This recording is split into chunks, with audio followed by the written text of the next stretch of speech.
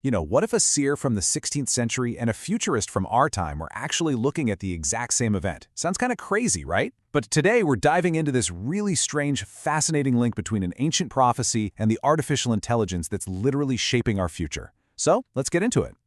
So, way back in 1555, the French physician Nostradamus penned this super cryptic line.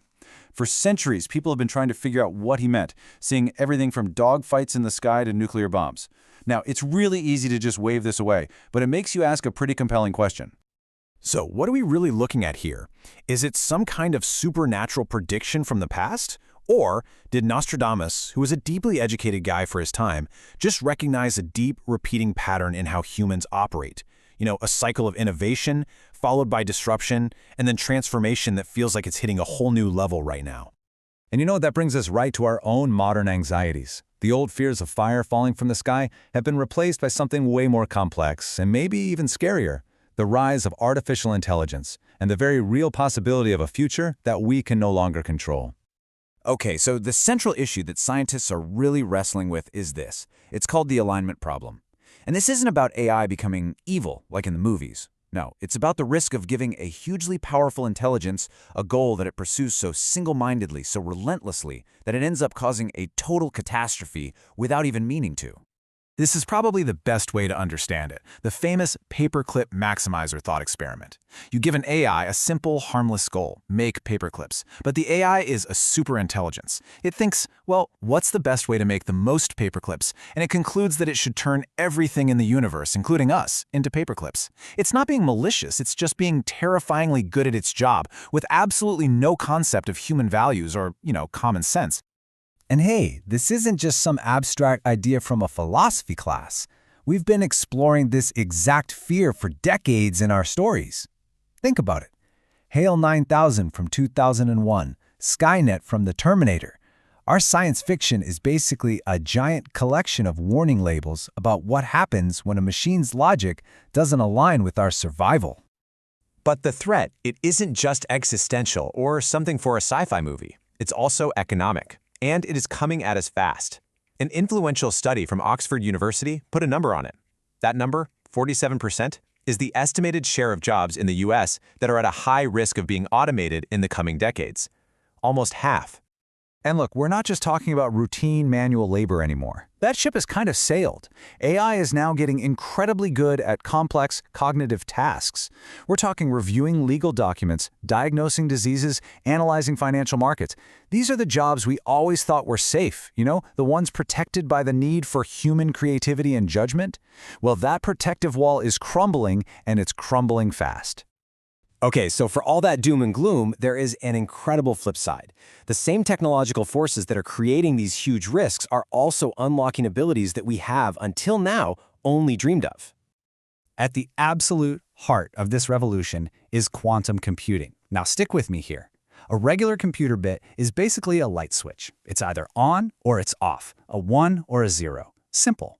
A quantum qubit, though, because of this mind-bending principle called superposition, is more like a dimmer switch. It can be on, off, or a whole bunch of positions in between, all at the same time. This lets it explore millions of possibilities at once, solving problems that are literally impossible for the computers we have today.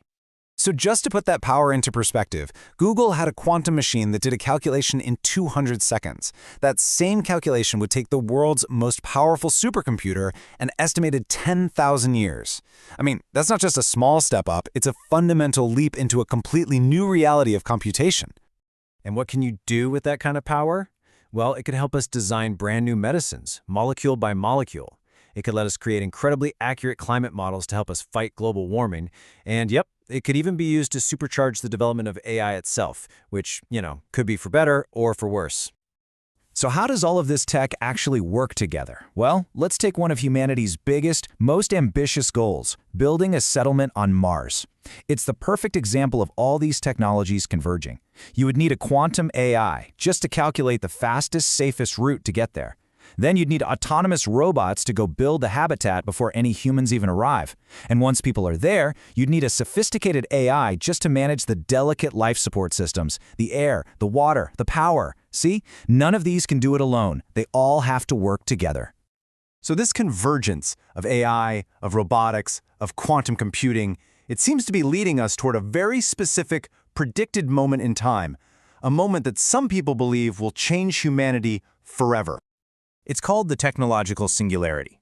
The basic idea, which was really popularized by the science fiction author Vernor Vinge, is that we'll eventually create an AI that is so intelligent it can start improving itself. And once that happens, you get this runaway feedback loop, an intelligence explosion that grows exponentially, rocketing past all human comprehension in like a matter of days, maybe even hours. And when you look at this timeline, it's pretty wild. You can see this thread connecting these ideas across hundreds of years. It starts back in 1555 with Nostradamus, not predicting AI, obviously, but just observing these powerful cycles of change in his own world. Then, centuries later, in 1993, Vernor Vinge gives the modern idea its name. And finally, the futurist Ray Kurzweil, looking at the exponential growth of computing power, points to a specific date when he believes this intelligence explosion is going to happen: 2045. So that brings us right back to where we started, but now we're looking at it with totally new eyes. Maybe Nostradamus didn't need a crystal ball. Maybe he just had this incredible gut feeling for the patterns of history. Patterns of change so big and so powerful that when you look back at them from centuries away, they almost look like prophecy. And that really leads us to the most critical takeaway from all of this. A prophecy can be a warning or it can be an inspiration, but it's not a blueprint. Our future isn't set in stone. It's being built, right now, by the choices we all make about the technology we are creating. Are we going to solve that alignment problem? Are we going to use these incredible tools to build some kind of amazing, multi-planetary future? Or are we going to accidentally stumble into one of our own worst dystopian nightmares? The story isn't over. In fact, it's really just getting started. And the next chapter, well, that's up to us to write.